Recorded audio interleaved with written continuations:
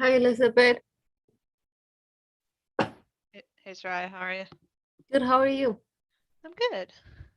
So we are live on YouTube and MCAT, and I wanted to give you a heads up. I want to promote you to a co-host so you can, I noticed we have a presenter, Bob,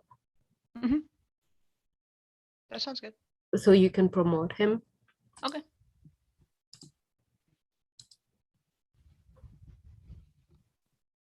Thank you. Thank you. I don't do anything. You're the one who does it all. Thank you for being volunteering to promote that, Cindy.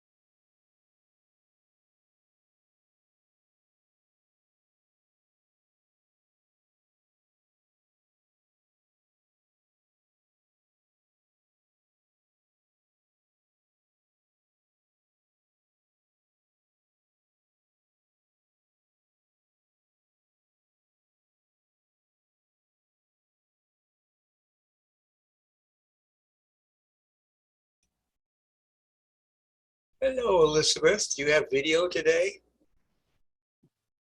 Maybe. Or even audio? You can't hear me? Can you hear me now? I'm trying to do something, but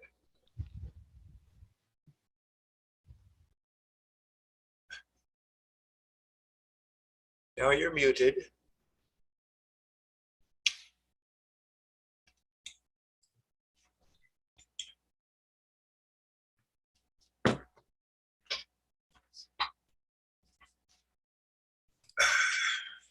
And can you hear me?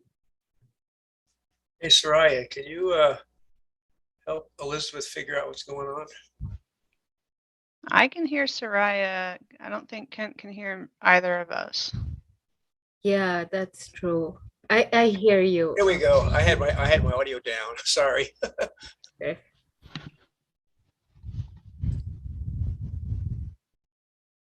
So no video then, Elizabeth? I'm working on it. Okay.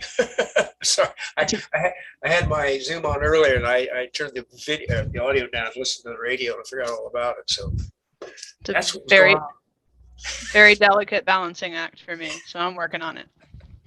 Oh no.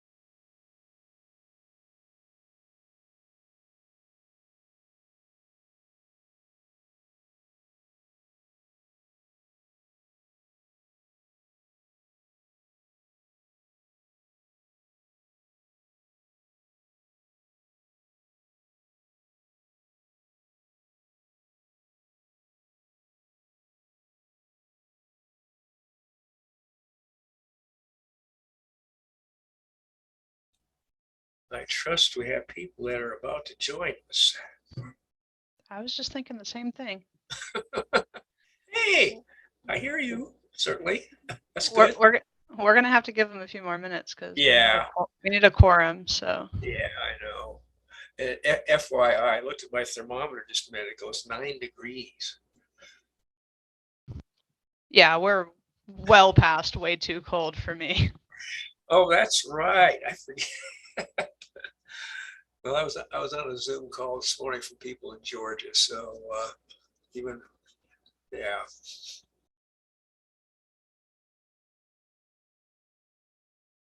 Oh, while we're waiting, Elizabeth, did you have a good subcommittee meeting? Yeah, we did. Good. I think Paul Good. will give a little bit of an update. I don't know that I actually put that on the agenda. Yeah, I was gonna think we want to make sure we put that on, whether it's probably Oh, no, I did. I put the May Preservation Month Planning Subcommittee on okay. there. Good. Yeah, so he'll provide a little bit of an update during that. Good.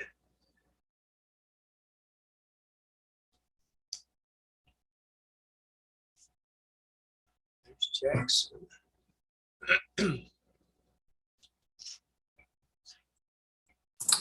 Hi, everyone. Hi, Jackson. So far, it's just you and I as commission members. We can give them a couple minutes. Yeah.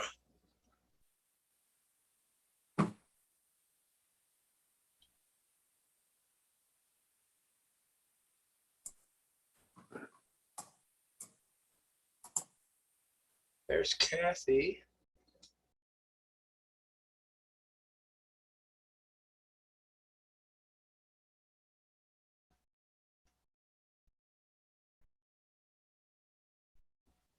I know Paul will be here. I'm not sure about Jim. Seems like the polling was pretty good. Bob is here. Soraya, should I promote him now or do we wait till?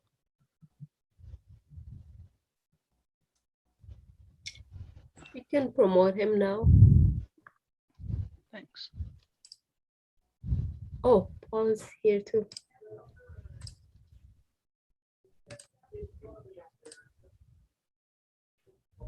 Trying to remember, do we need 5 for a quorum? We need 4. 4. Okay. Oh, there's Bob. Okay. I think we have a quorum, so I'll go ahead and get started.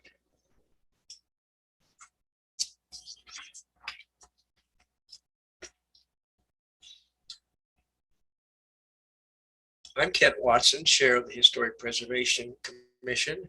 Thank you for joining our meeting today, being held via Zoom. This is our regular meeting of the Historic Preservation Commission. The Commission is charged with establishing a local preservation program, integrating historic preservation into local, state, and federal planning and decision-making processes.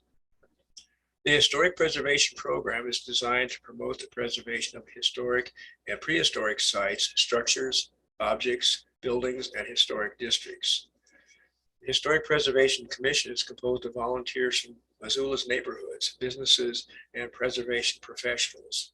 It was established by the Missoula City Council in 1989. We have an agenda we'll be following, and when I call for public comment, please use the raise or lower hand feature to let me know you wish to be recognized. Our host will allow you to talk, and you'll need to unmute your mic. And if you've joined us by phone today, you can raise and lower your hand by pressing *9 and mute and unmute using *6. If you are participating by phone, I'll call on you by reading the last 4 digits of your phone number. If you are participating by computer, I'll call the name that was listed when you entered our webinar. So with that, may we have the roll call, please? I have Kathy Beckenhauser is present, and Paul Pelliceti Yeah, I'm here. is present. Steve Adler is absent. James McDonald is absent. Leif Fredrickson is absent. Patrick Swart is absent. John Sheath is absent. And Kent Watson is Here. Did you call Jackson? present. And I see someone in attendee. Oh, that's Paul. We do have a quorum. Okay, thank you. Moving to item 3 on our agenda, which is approval of minutes. You will have, if you look on your links for tonight's meeting, you will find the minutes for our December 1st, 2021 meeting. I have a couple comments to make on the minutes, but I would open to the floor for others who might have any comments, revisions, or whatever for the minutes. Okay, seeing none, but I'd like to see, since I look back at the other minutes to get some uniformity in our minutes, is that under the listing of voting members present, Paul is listed as vice chair. And I would like to be listed, since I'm in the position as chair, to be designated as chair. And then down under the item 1 call to order, insert the word chair there. The reason I want to do this is because later on, Paul takes over in the meeting and he is identified as up above already as vice chair.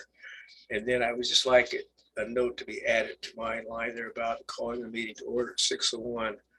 And noted he would have to leave early due to a prior conflict. That's so anybody looking at the minutes will understand why Paul took over. Any other comments or changes to the minutes? Do I hear a motion to approve?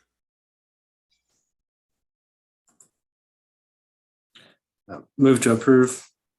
Jackson, move to approve. Do I hear a second? I'll second. Paul, second. All in favor? Aye. Aye.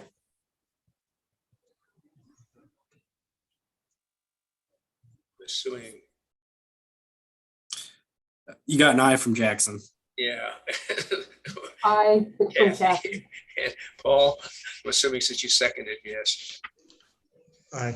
Okay, Yep, this is Paul. thank you. Since you guys are not on video, I have to look carefully, make sure your square lights up when you speak. Okay, we're into the item 4, which is public comment. And this is an opportunity for anyone who has tuned into our webinar to comment on anything that's not on the agenda. And since I don't see anybody having done that, Soraya, thank you for putting up the screen to show how people can join if they are so interested in doing so. Wait a moment to see if anyone is tuned in and wants to make a comment about anything relating to the work that we do as a commission that's not already on our agenda.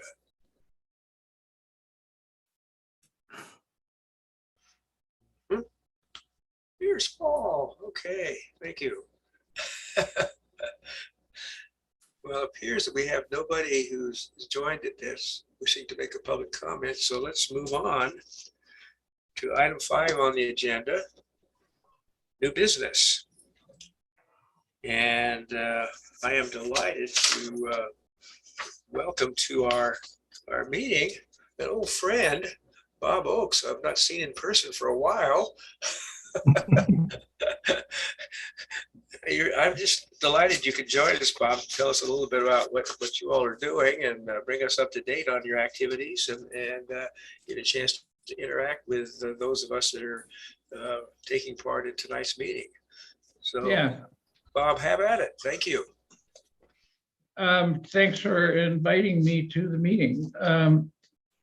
It's been a while. I know a number of you. I know Kent and of course Steve and Paul from historic preservation stuff from over a number of years. I was on the and of course I know Elizabeth recently, mostly through work with the Moon Randolph Homestead, which the organization I work for, North Missoula Community Development Corporation, we're kind of a fiscal sponsor, co-manager of the homestead for a long time, for 20 years probably. So it's great to be here. And I was also on the Historic Preservation Commission in most of the 1990s. I don't know, from that era, Steve and Jim McDonald will remember me, and Paul for part of that time too as well, I think. So I'm here to introduce you to a project that the NMCDC is involved with, along with NeighborWorks Montana, and it's a neighborhood project on the north side. And it's a couple of old apartment buildings that are kind of joined together, and a little shotgun house that is next door to those, directly next door to those buildings. It's on Wolf Street, on Wolf Avenue on the north side between North First and North Second Street. And I sent Elizabeth a link to some pictures of the buildings. All of the buildings are primary contributing buildings to the North Side Missoula Historic District. And those of you they might not be familiar to you unless you're familiar with that neighborhood. But there's they're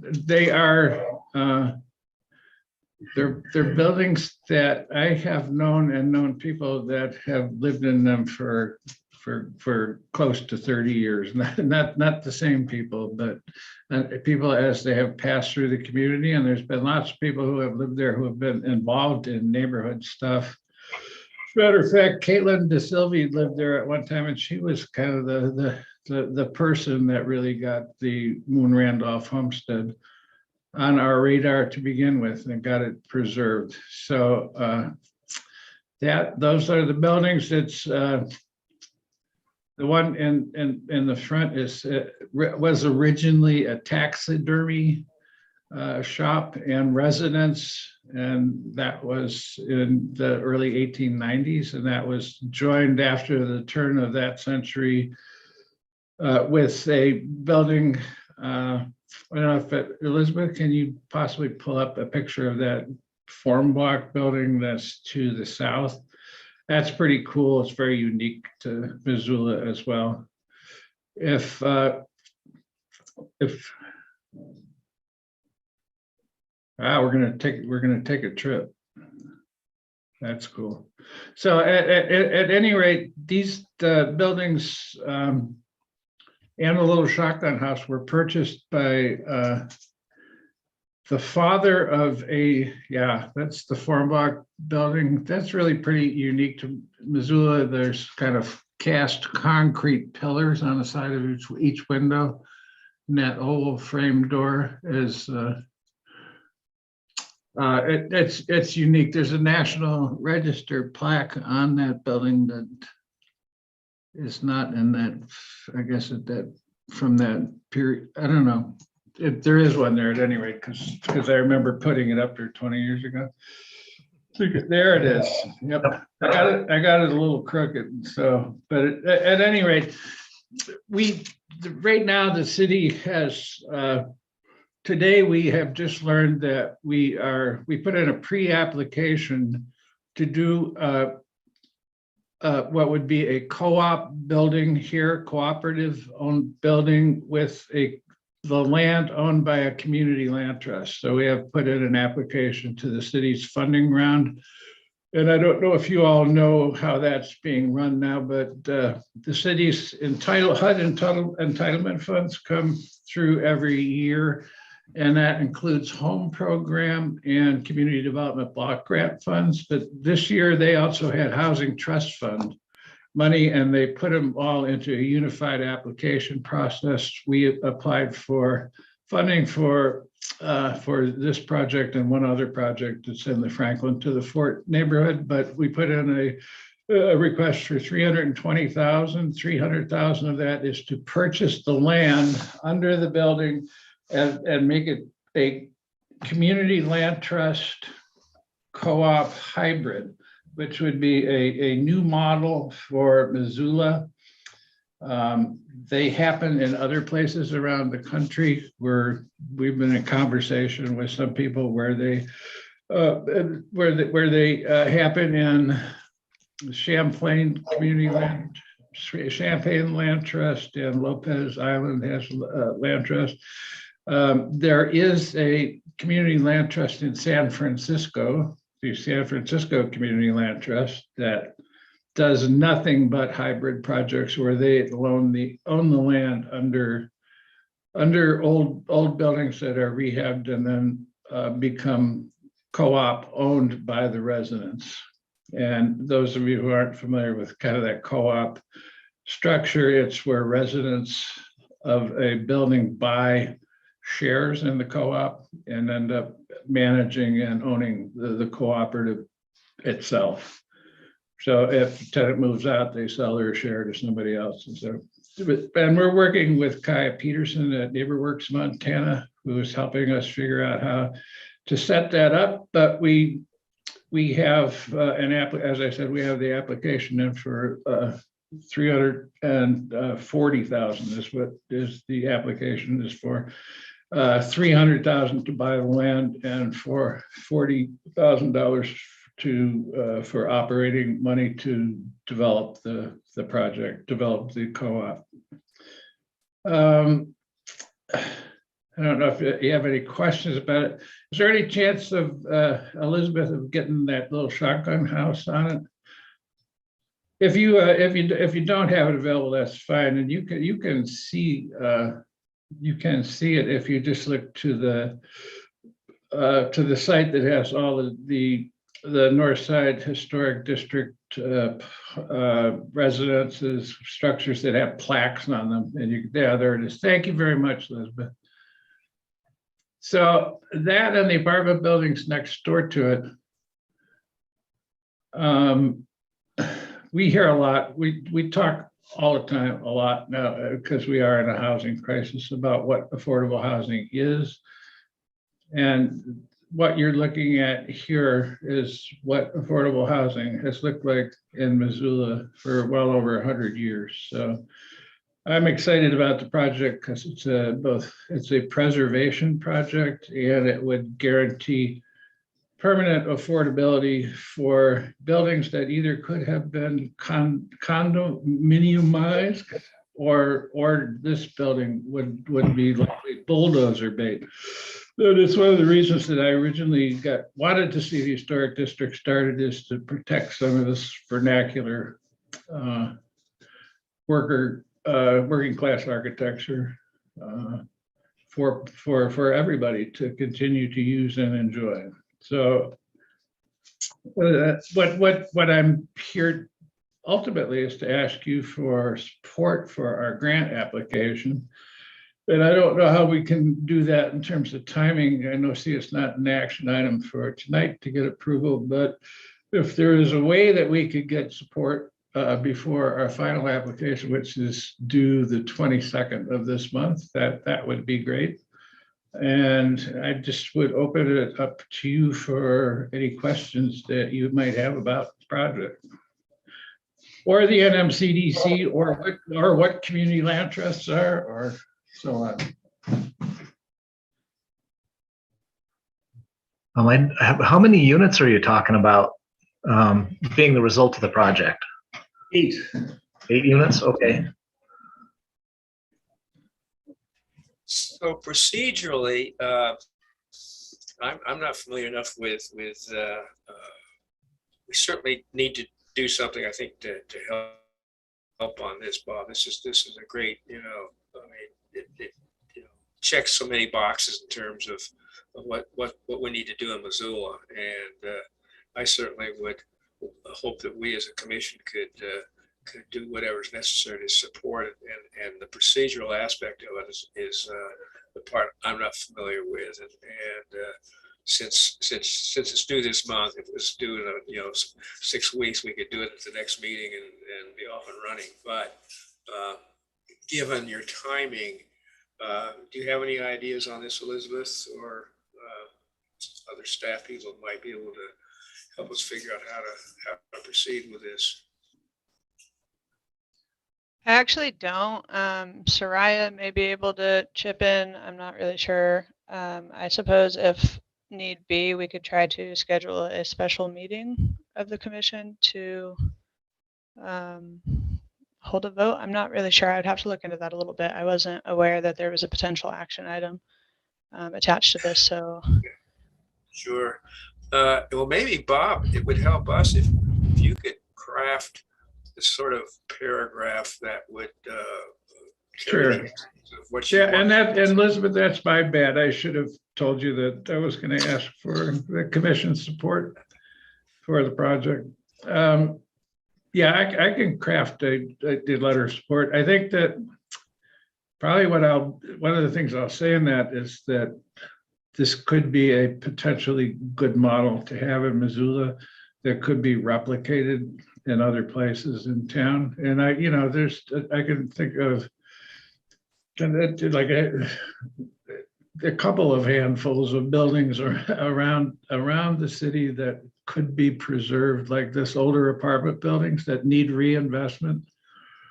And now, since I've gotten into this, I see them all the time. Just driving around town. We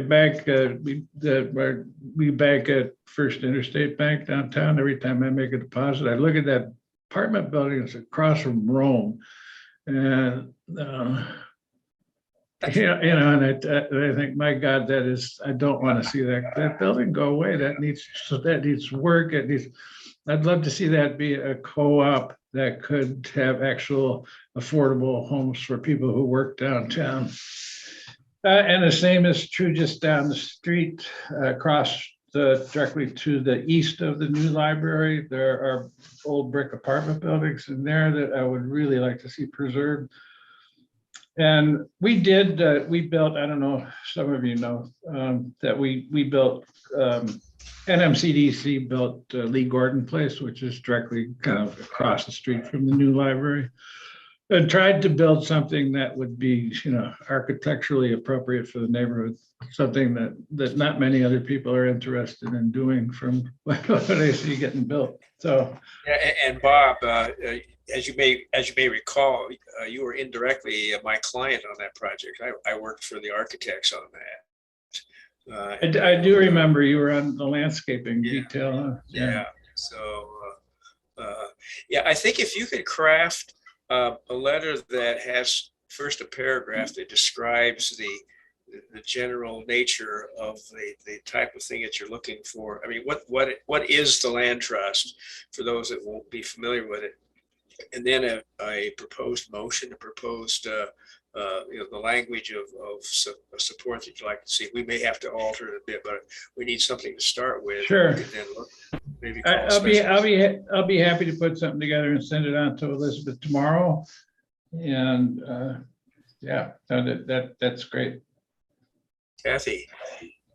So I'm not completely familiar with this, but my understanding is that there's a building, the trust buys the land underneath and the building, and then the owners of the units are part of the cooperative, and there must be a board somewhere.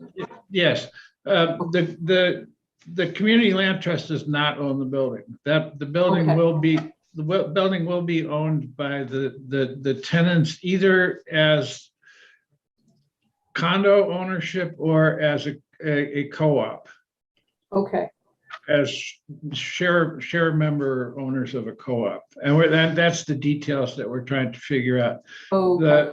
The NMCDC will never own the building, and right now it is owned by it's owned by Colin Bangs. I don't know if you know who he is. He's been on the Housing Authority Board forever and is a local developer. And his daughter lives right next door, had friends in the building, and really wanted to see it preserved when it came up for sale.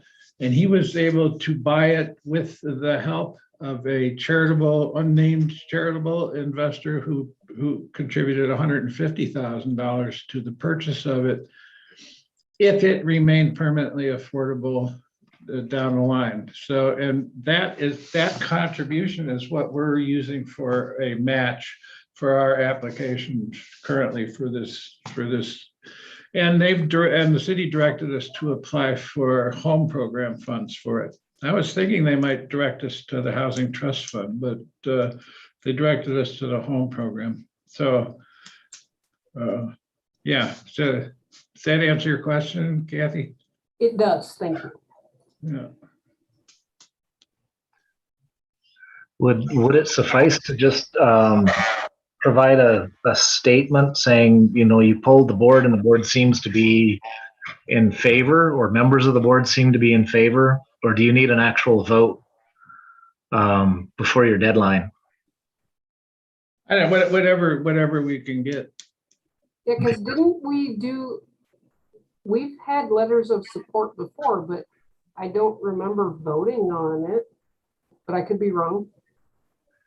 I was going to ask Steve or Paul, since you're the old timers on the commission, and you as well, Kathy, if you do recall how we've done on these things in the past, whether it was a special meeting or sort of a email vote or procedurally, you know, I want to do whatever we can to move this along, but I need some guidance.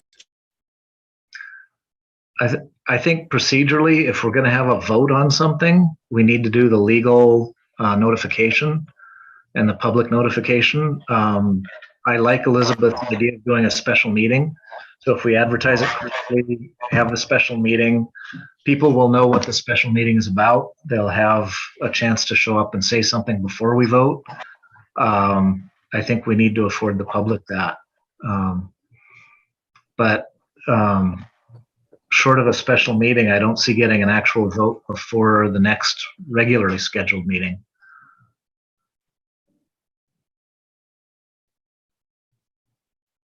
Just as an alternate to that idea, haven't we authorized the HPO to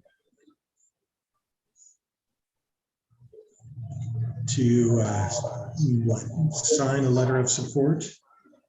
Yeah, I recall now we did that for the Rather than ranch. doing some sort of a voting, taking a voting position.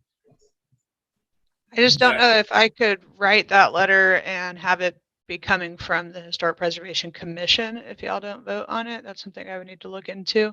Otherwise, the letter of support would have to come from just the Historic Preservation Officer, and I can understand there being a bit more weight behind a letter of support with the full HPC. But this is just something I would have to look into, because I apologize. I don't have experience with this, and I wasn't. Yeah, we did do a letter like that, Paul, for the Lalonde Ranch, like you're talking about, but that was just a letter of support to the county commission. Yeah, I think obviously, Bob, it'd be nice to have the full commission, but as Steve points out, yeah, you know, I wonder if it's I wonder if it's possible just to say that the project was presented to the HPO at this meeting, and all those present at the meeting, if you are all present at the meeting, were in favor of or appreciated and supported the project. That wouldn't be a full vote of the commission, but it would be something that would be timely that we could put in. Or we could maybe say something about it will say that and say it will be presented to the full commission at its next meeting for official support. The application is going to go in the 22nd, and then there will be, I don't know when the final decision is, probably going to be at least a month before we hear back on whether or not. Who is the body that this goes to, Bob? It goes to CBDI, the housing development component of community planning. VP Development and Innovation. It goes to development and innovation, community development portion of it. So Montana James is the head person on that. Oh, so it's going to the city of Missoula Right. body. Right. Well, that And may then, be a little- and then the entitlement funds, ultimately, it will go, it will be recommended by staff. If it is recommended by staff for an award, it will go to city council for ultimate approval. So, you know, there will be different points around, you know, at times to support it, but by the time it goes to council, I don't recall council ever saying no to any particular project that was recommended by staff. So, I mean, really, who we're trying to influence now is staff, and I have every reason to believe they will be supportive of it too, but I don't know who the competition is.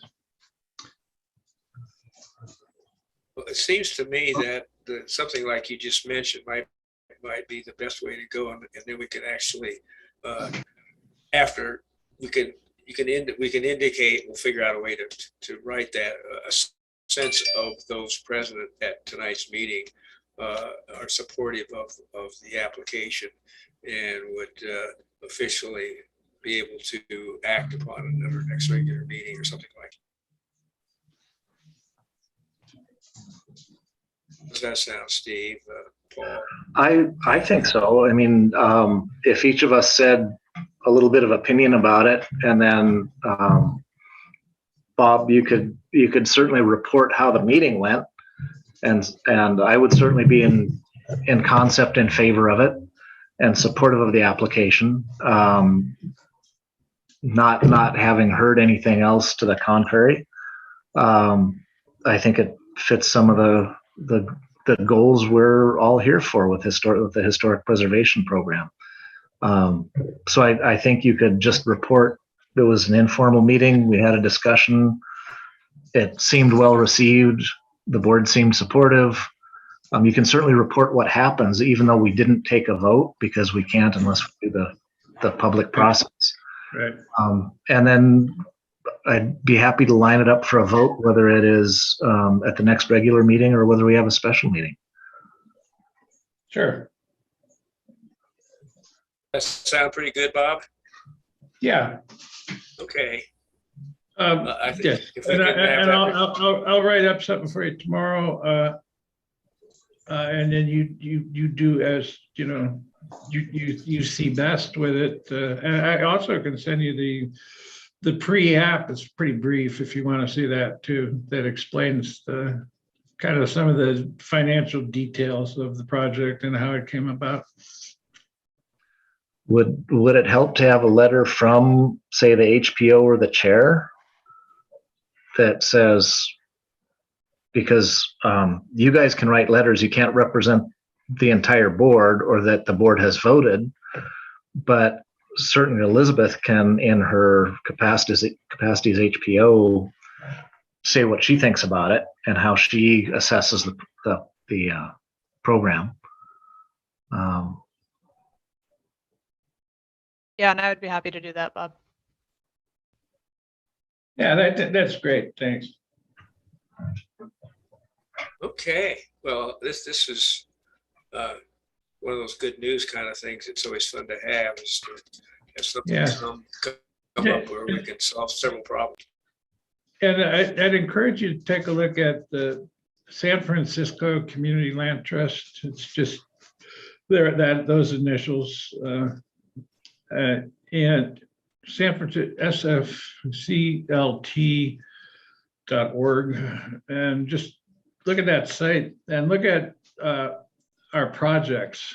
Find our projects, and you can see what just really exciting stuff that they have done, saving some of the old San Francisco buildings that would have become completely unaffordable if they had been fixed up and sold as condominiums. And it's pretty impressive. And there's that. I mean, they have been so successful. There's just an article. I just sent it before the meeting to Elizabeth from Next City. online journal about, I mean, they just got over $9 million to buy this old, large San Francisco building from, I mean, but they got, you know, and none of it is public funding. But they have until this particular project gotten a lot of support from the city of San Francisco. They have something called a COPA there. It's like a OPA, like a tenant opportunity to purchase only. It's a nonprofit opportunity to purchase. So any building that comes up, if any apartment building that comes up for sale, a nonprofit would have first right to purchase it and rehab it and preserve it as affordable housing. You know, if buildings aren't rent controlled there is no affordable housing. Well, Bob, I have to say, as one who lived in San Francisco for many years, and I finally got back to Montana after living there for nearly 30 years, I can really appreciate what you're saying about San Francisco's buildings and that movement. I'm gonna have to look up that website you mentioned and see what they're doing, because I could probably know about a lot of those buildings. Yeah, you should look. It's pretty interesting. Any further questions or thoughts to Bob about this item? I guess we have nobody from the public that's on this call that's wanting to be recognized. So, Bob, thank you very much. This is Yeah. good stuff to hear, and it's fun to be able to see what we can do to help this along. We'll figure out a way to do it. Thanks a lot. Good to see you folks again. Yeah, for sure. Yeah. All right. Nice to see you, Bob. See you, Bob. Thank you, You're Bob. welcome to hang around if you want, but we got to move on. Okay. Item 5.2 now, certification, the certified local government grant application review. And this is something that Elizabeth will be presenting, and we'll have to vote on once that's up for discussion. Elizabeth. Thanks, Kent. Give me 1 second here to share my screen.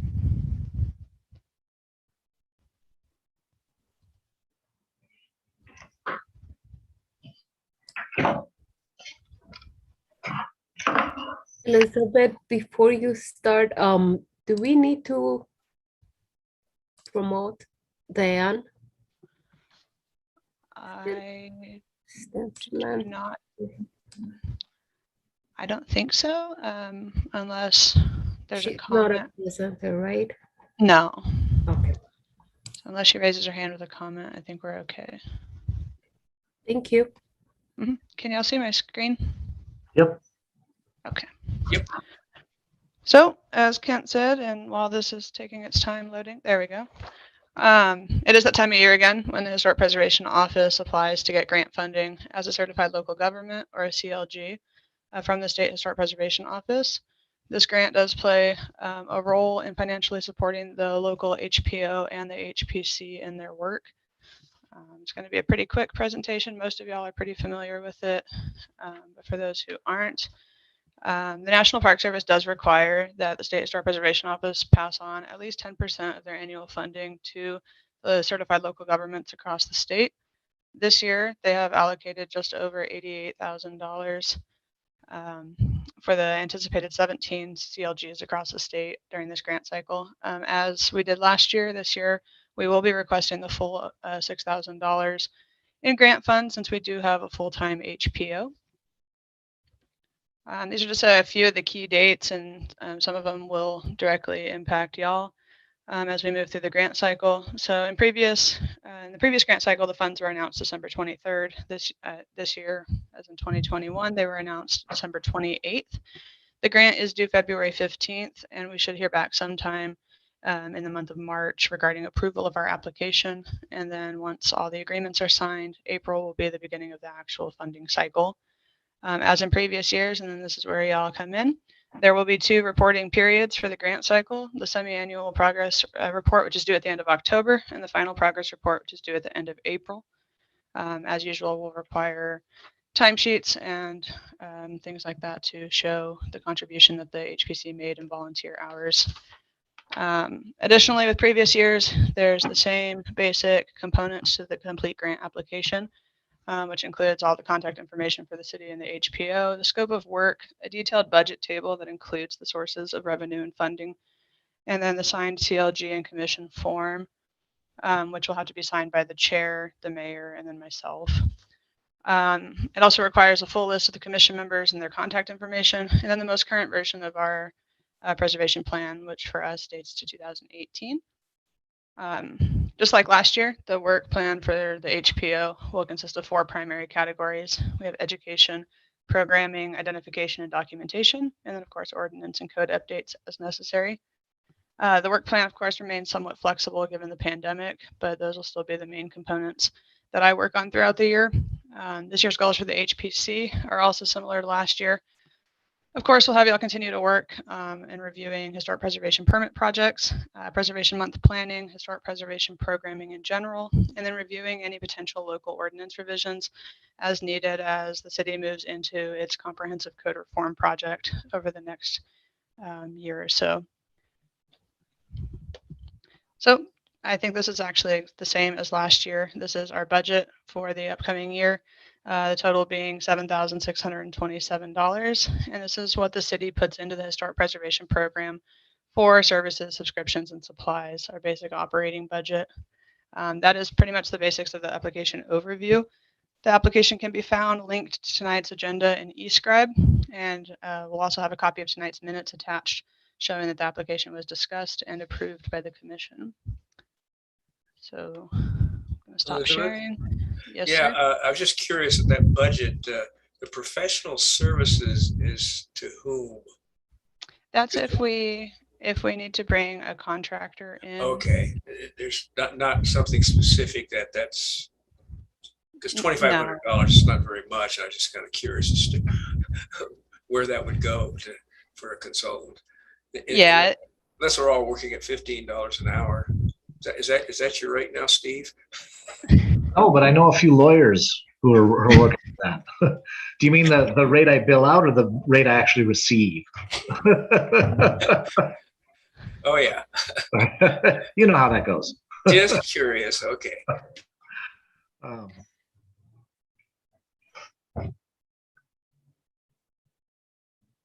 So that's all I've got for you, Kent, if you want to take it over. Oh, okay. So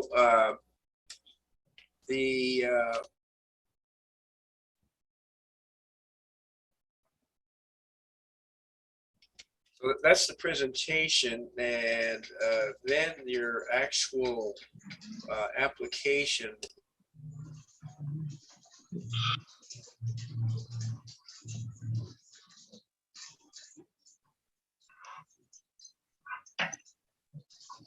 Kent, you're muted.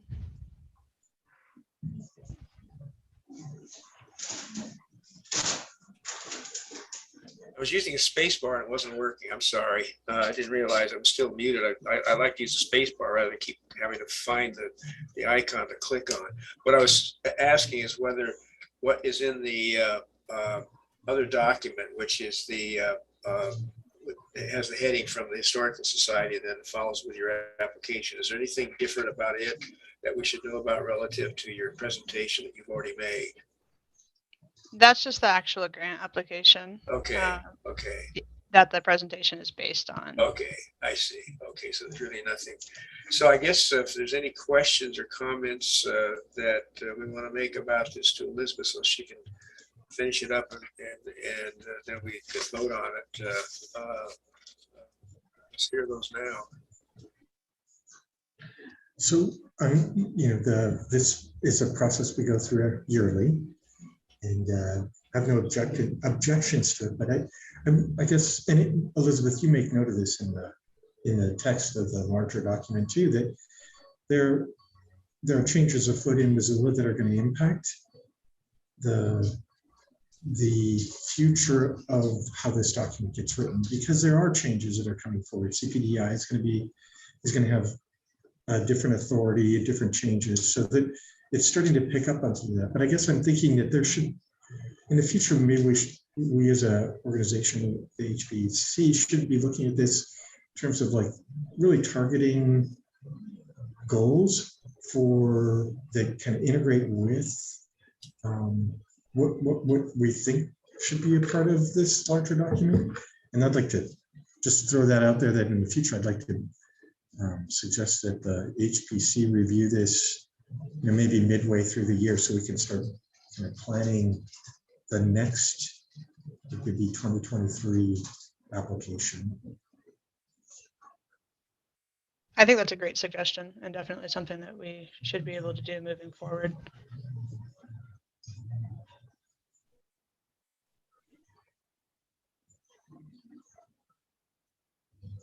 Well, I guess that ties kind of into some of the activities that we have going with the subcommittee. We have the planning subcommittee.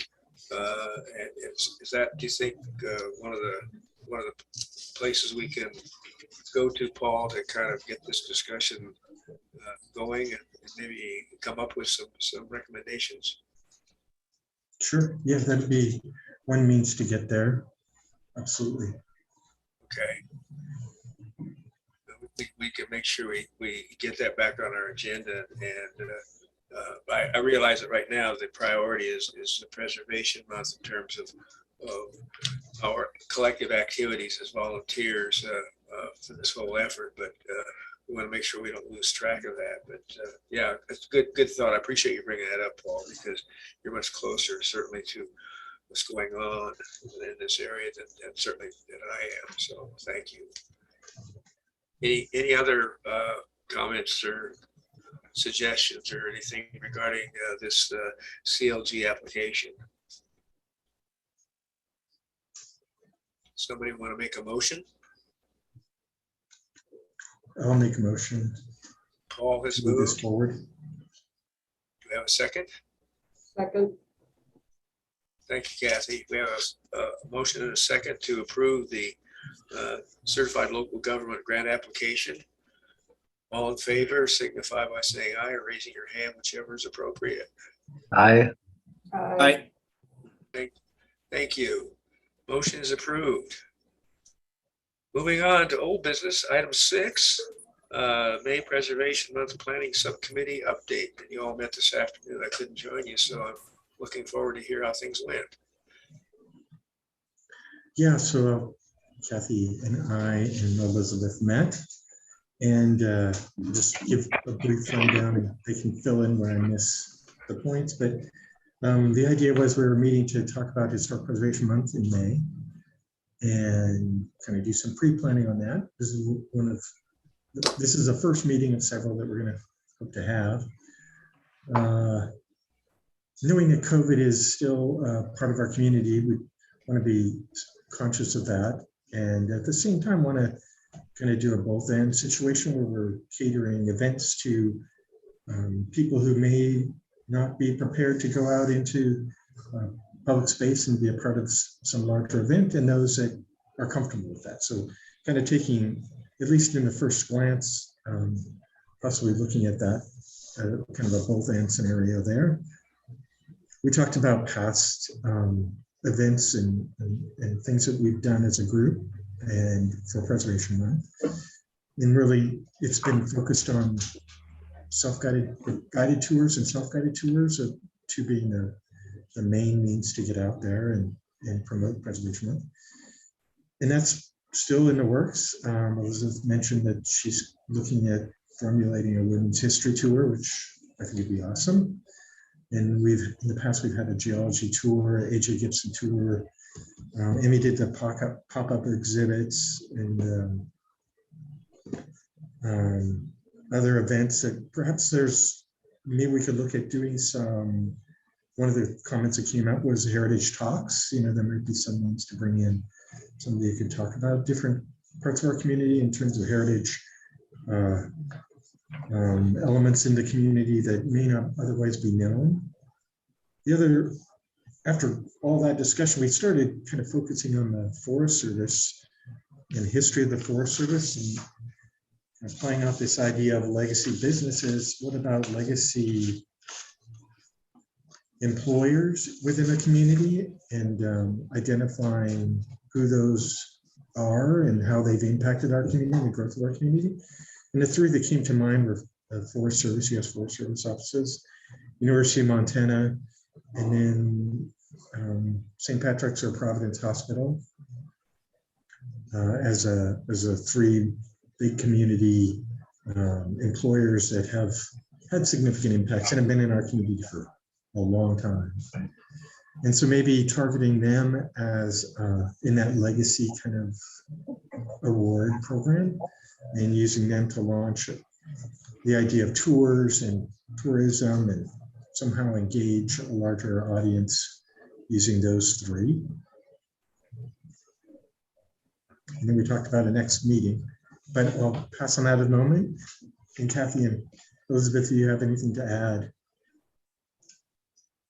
No, that pretty well summarizes it up. One of the advantages to doing something with like a legacy business is it gives us the opportunity to do some drive-by tours as well as incorporate some things online. And with COVID going on, I think that's just something we have to be mindful of. But we don't want to let the celebration slip away either. And Elizabeth did find the, we had kind of rewritten the guidelines for awards. And so she found that document as well. And I think she's going to send that out. And I think both of y'all summarized it perfectly. So I've got nothing else to add to that. So, and the only other thing to say is that Elizabeth then followed up with us on the committee with a doodle poll for a meeting next Thursday. So if you could check your email. Good.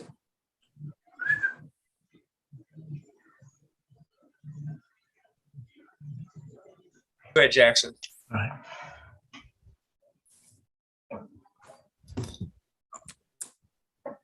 Sorry, Ken. I don't have anything to say.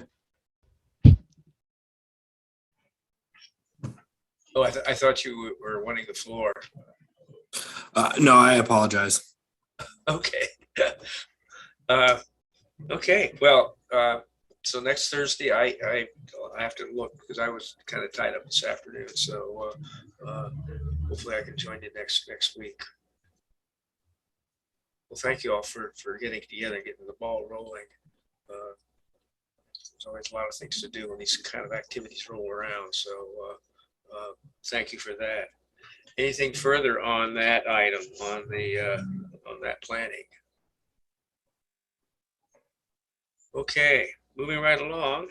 6.2 building watch. Are there any buildings out there we need to identify that haven't been brought up recently?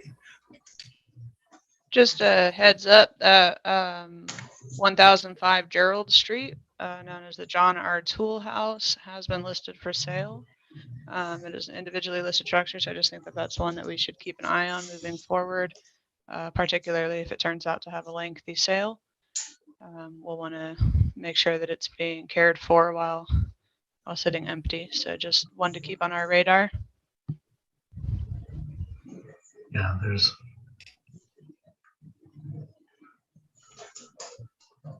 Didn't you do some work on that building, Steve? I looked at it long ago, did a little basic research, but I've been relying lately on John Reimel, who is a great grandson of Toole, and that's basically his family seat. So he is watching this closely as well, and I know he is very concerned about it. He's afraid that it'll be bought and demoed and redeveloped into condos, 6 different lots, could be pretty much anything. So.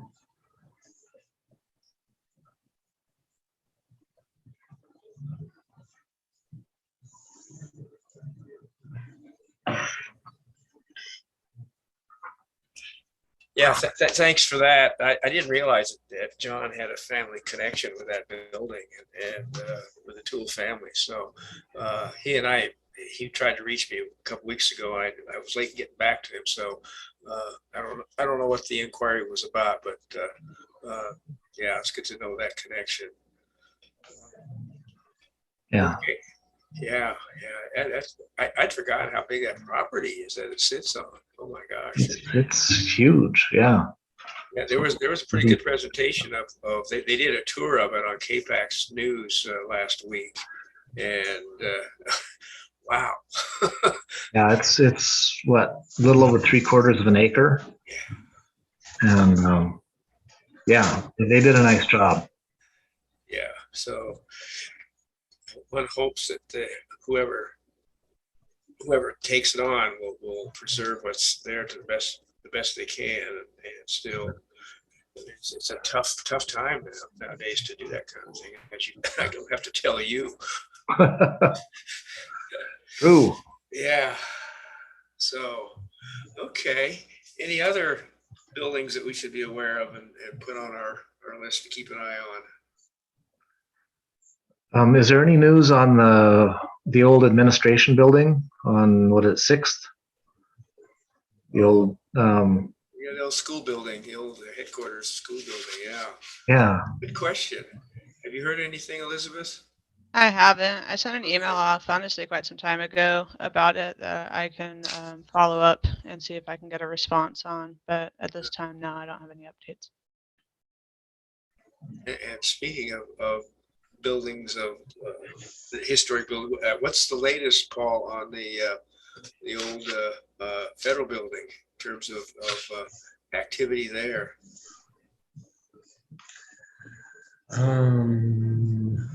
There is, it's moving forward. The processes are all moving forward. The application was submitted to the National Park Service, and their review was complete.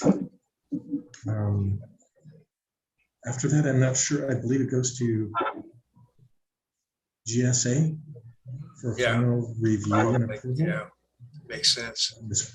As far as I know, it's just continuing to churn through the government process, and we're still on schedule for transfer of ownership sometime in September of this year. Okay. There was actually a nice, shifting to yet another historic building, the old Milwaukee Station. There was a nice article in the paper about the work that's going to be done on that, but there was no mention of who was the company, who was the architect doing the work, which I thought was a terrible omission. They had a wonderful description of all the work that was going to be done, but they didn't say who was behind the scenes. We're keeping a low profile. I guess so. Very, very low. I mean, because that's, one of the things that frustrates me, because I walk a lot on that river front walkway right there, and that the plaque, you have to plow. Now we have to plow through snow to get to it. Yeah. It's on the side away from the front entrance, and you almost don't even know it's there unless you know where to look. So I'm sure you guys will take care of that as part of your process, right? Well, technically, the process on that project, it is a re-roof project. That's the basis of that, is to take the asphalt shingle roof off and replace it with a historically correct terracotta tile roof. Yeah, that'll be great. Yeah. I was a little frustrated that they kept identifying it as Boone and Crockett. They eventually, in the depth of the article, talked about it being the railroad station. For those of us who are rail nuts, it's kind of like, well, it was a railroad station long before the Boone and Crockett came along. So, yeah. Okay, we ought to move on to item 7 here now. I had a couple of other questions. What's going on with the Fort Hospital building, if there's any news, any update?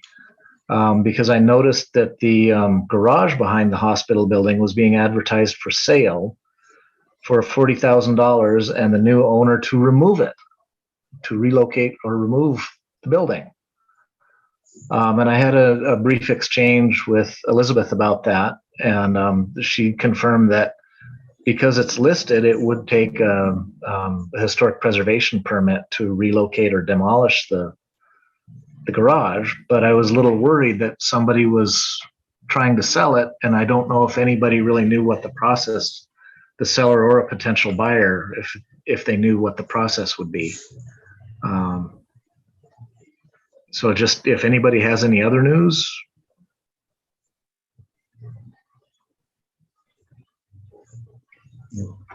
No. Okay. Yeah, okay, well, and I think you if I recall, Elizabeth, you guys have met with him within the past month or so, but I guess you'll bring us up to date on that in your report. Yeah, we did hold the HPP pre-application meeting where we did go through all of the regulatory requirements for the HPP process and did notify them that yes, as part of the HPP process, if you do need a demolition or relocation permit, it's got its own procedures with it. And I have not received any additional plans at this point. I think the last presentation they gave to the HPC is the last set of plans that they've shown. So at this time, I can't say definitively one way or another what's happening with that property.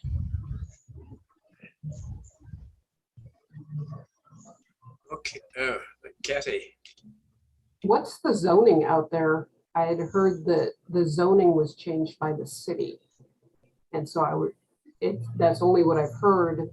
I haven't been terribly successful at finding that for certain, but I was curious about that because if the zoning has been changed, that's indicative of some plans. As of now, the zoning hasn't been changed. They're applying for the planned unit development. That PUD process is part of them doing that, but they're not going to be going through the PUD process until after we do the HPP process. Okay.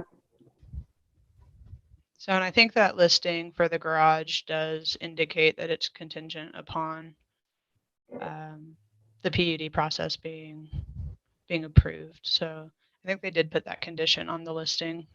Okay. But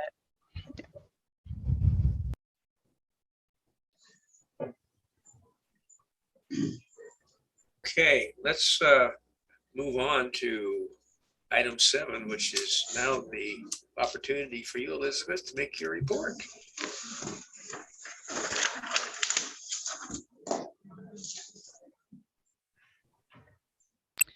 okay, I am trying to figure out why I can't share my screen this time.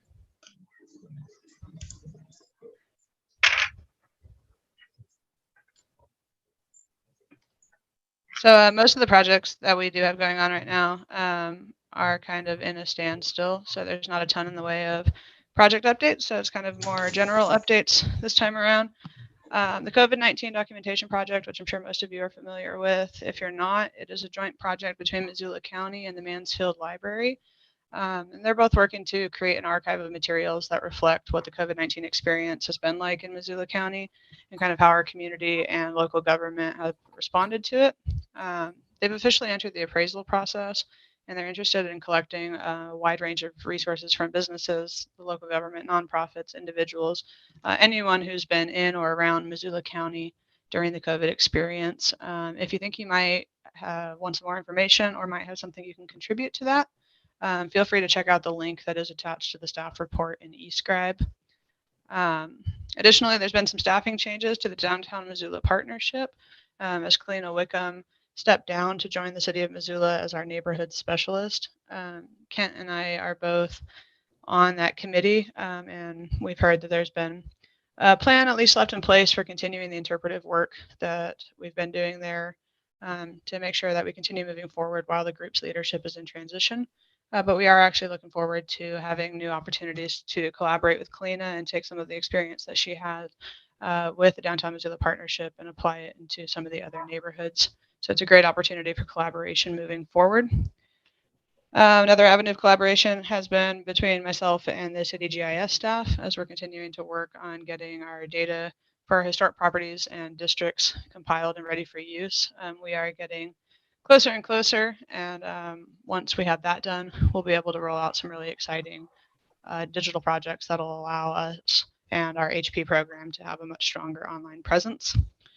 Just kind of expanding out and getting to network with people in other areas. On March 7th, I will be presenting to Mike Montos's historic preservation class at the University of Montana on the local level historic preservation.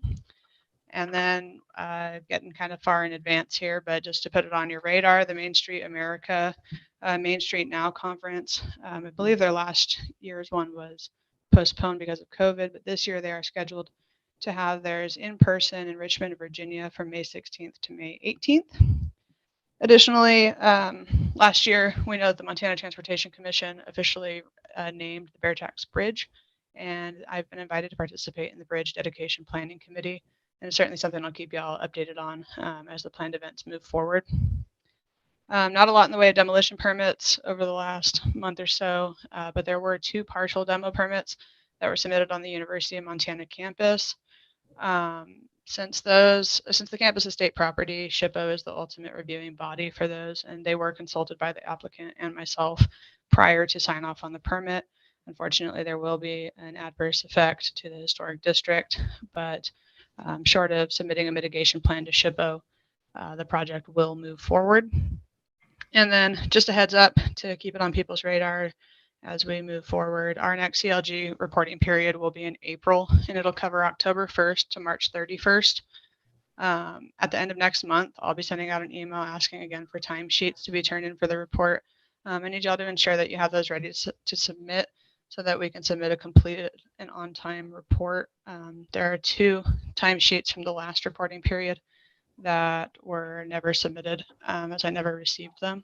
So if we could just make sure to keep those on our radar moving forward so that they can all be sent in by the time that the application or the report is due, that would be great. And that is it from me.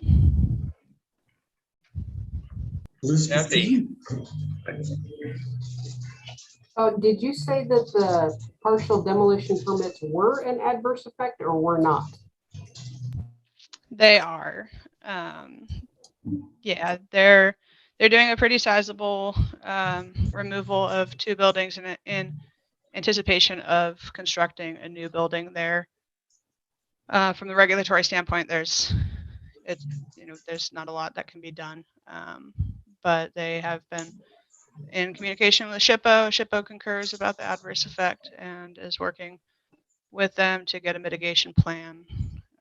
But from the city perspective, that's kind of outside of the HPO purview since it's a state property.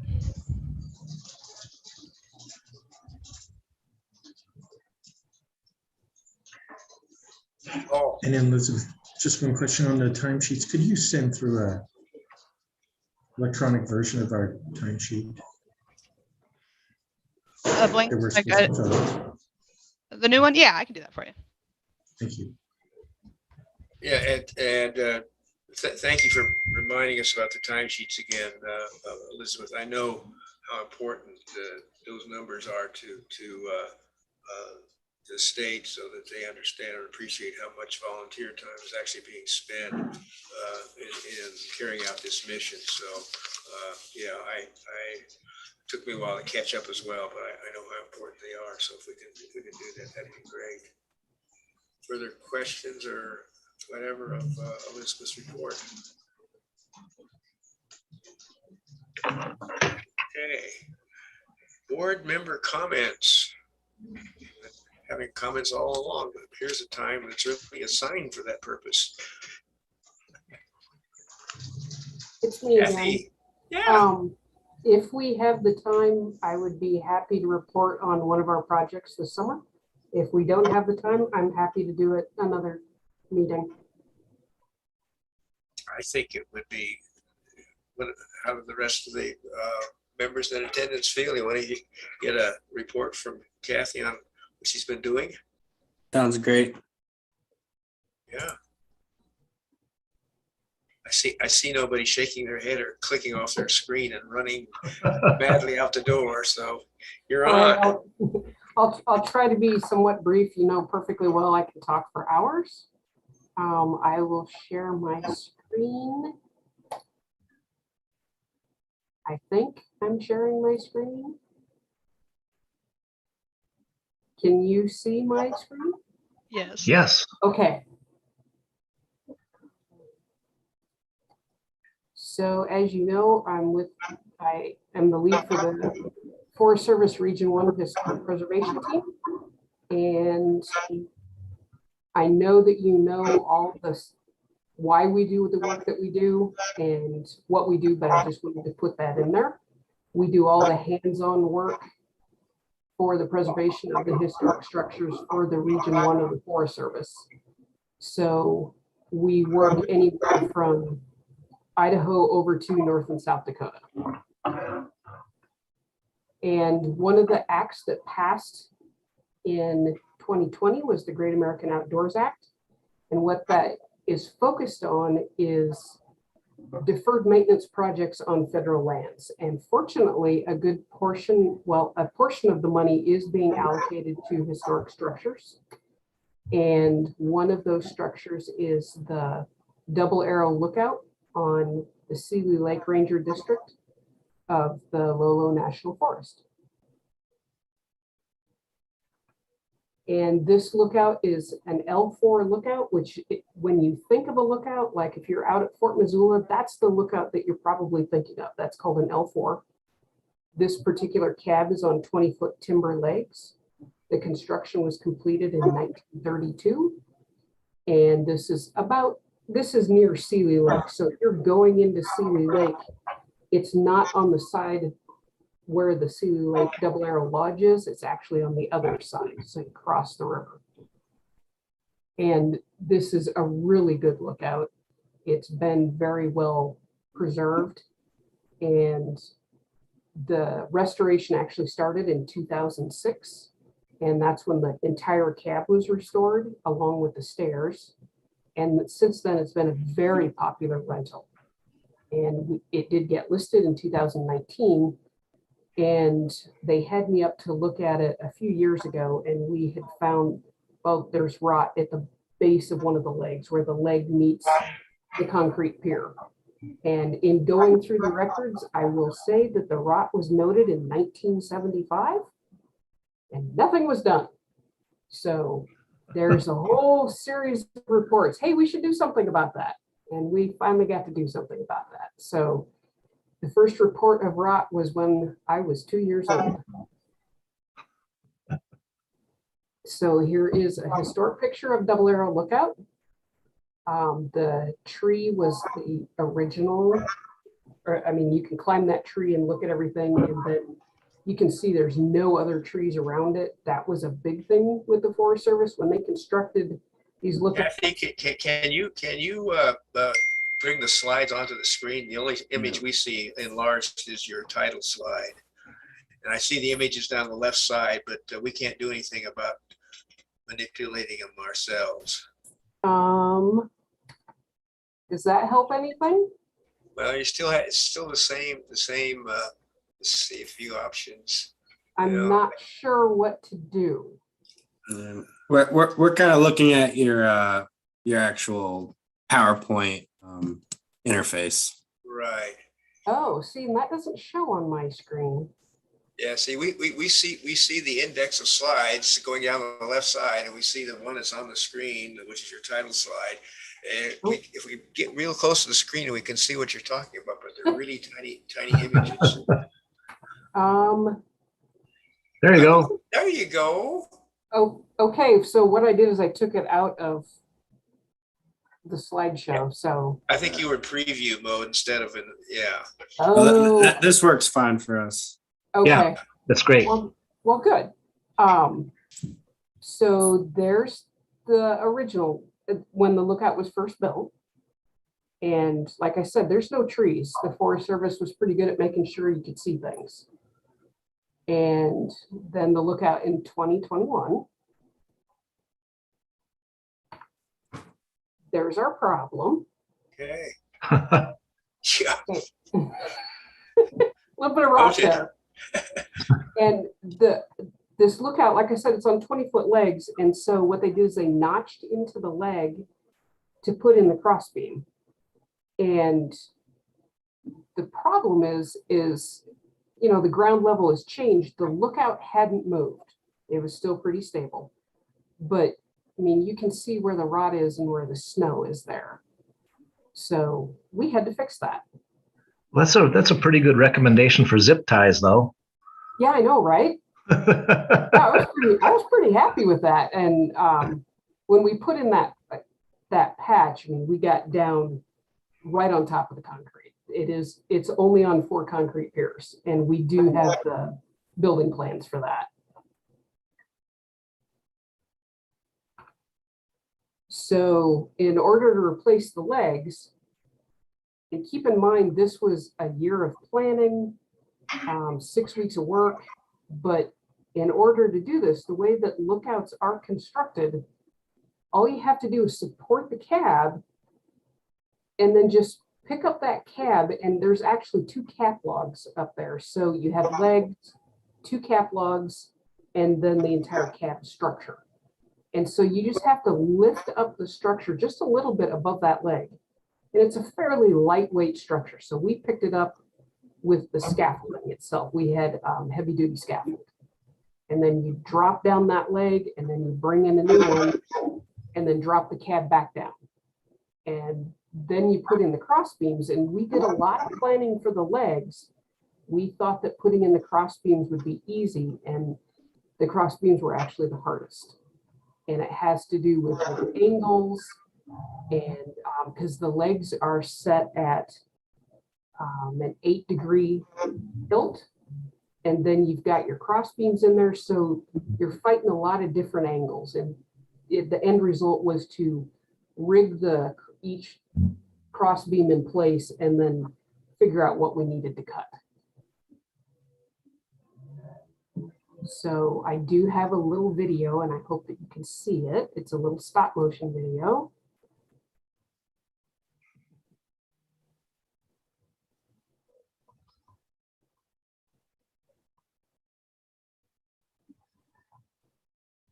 Please tell me that you can see this.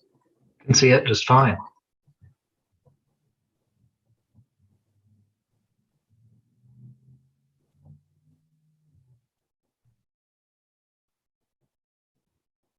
But once we were able to figure out our method, in one day we did 1 leg and a cross beam, but it took quite a while to get to that point. And of course, the ground, there's rocks in the way, a lot of rocks. So there was some interesting cribbing challenges. And the logs, I mean, we moved everything pretty much manually to get everything in place. And there was a little video. It's on Vimeo, and I can send you the link for that. I don't, oh, there it goes. I don't know if I can get the link. Well, I can try playing it. This is the double arrow lookout from the Sea and Lake Ranger District on the Lono National Forest. This particular lookout is very popular. It's stood since 1952. The project is to replace its 43. I'm not getting it. Not Okay. getting. You know what I'll do is Hear I will something, just, but I can't. I'll send you the link to that. And I think a number of people actually saw that on the news. Oh, now I can't get out of it. But that was, I do have about 1 billion more pictures. I'm happy to talk more about it. But that's pretty much how I spent my summer. Cool. So, Yeah. so what's the status now, Kathy? Is the work completed, or you still have more work to do? So the picture on the right is how we ended. And it was really weird to finally see the lookout without all the scaffold. We did get all 4 legs, all 8 cross beams. We also ended up replacing the stairs. Once we got into the project, we realized that we had to replace those. And so this coming up summer, The cab needs to be repainted, the railing needs to be tightened up, and we need to get some fall protect, or, you know, just some protection on that railing. It's got hog wire on there right now, but, you know, just your fall protection. And just some basic maintenance up there. And then it'll go back into the rental program. So does that mean it'll be available for rental, or is it going to be open to the public, or what's the, Yeah, it is open. You can go up there, not right now, because we've got everything closed, because it is Right. technically a construction site. But it is open, and then once it goes back onto the rental program, you go to recreation.gov and you can rent it. very cool. Well, that's very, very informative, Kathy. Thank you for having that available to show us. Yeah. Very cool project. It was really, like I said, it was a lot of work, and we really enjoyed doing it. And just being able to put this building back into service for another 100 years is fantastic. So how big was your team in addition to yourself? So there's the two people mostly in charge. Okay. I was able to bring on somebody else for the duration of the project. We had a third person for, I think, 2 weeks. And then we also had the Seeley Lake recreation crew. Oh, But okay. by and large, it's Jackson and I. Wow. And then we pick up short-term labor from the forest or the district that we're working on. Okay. And without the Seeley Lake rec crew, they peeled all the logs, they helped us move things, they brought supplies. It was so hot this summer, and so they were bringing us ice and water every day. So, yeah. But I would say the most we had at any one time would have been about 8 people, 8 to 10 people. And then there were days where it was just 3 or 4 of us. So how close, what was your closest point by vehicle, and how far did you have to carry stuff manually or by horseback or whatever? Oh, this is a drive-to lookout. Oh, okay. And so when you're at the lookout, then you just go down the road and there's actually a cell tower there. And so that was our staging area. And I dragged up the first couple of logs with a bobcat, and then we discovered a tool called a log arch, and that you can tow behind the truck. And that's how we got the rest of the logs up there. But once you get it to the parking area, you still have to carry the logs around. Wow. Cool. Well, very good to see what you've been spending your time at, Kathy. Thank you very much for sharing. Yeah. All right, does anybody else have some comments? One thing I would like to just mention, I don't have it digitally done, but I wanted to just show you if you guys haven't seen this, the current National Geographic. Oh my God, the level of detail that they went into. I mean, literally nuts and bolts detail of what they're doing to renovate and upgrade and really turn this landmark into something even more special than it has been. So it's worth picking up a copy if you don't have one, just to look at the images inside of of all the work that they're doing. I mean, it's just amazing. They have, typical National Geographic quality of information, both in the narrative about the process, the politics that were involved, and the detail they've gone to bring in the wood from the same kind of wood that was used originally to assemble the trusses to put back up there. They're just amazing. So I recommend it. Anything else? Announcements, news, upcoming events?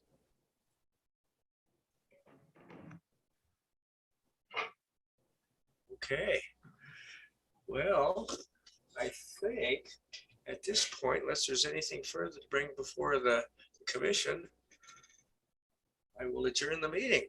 Thank you very much. See you next month. Thank you. Thank you.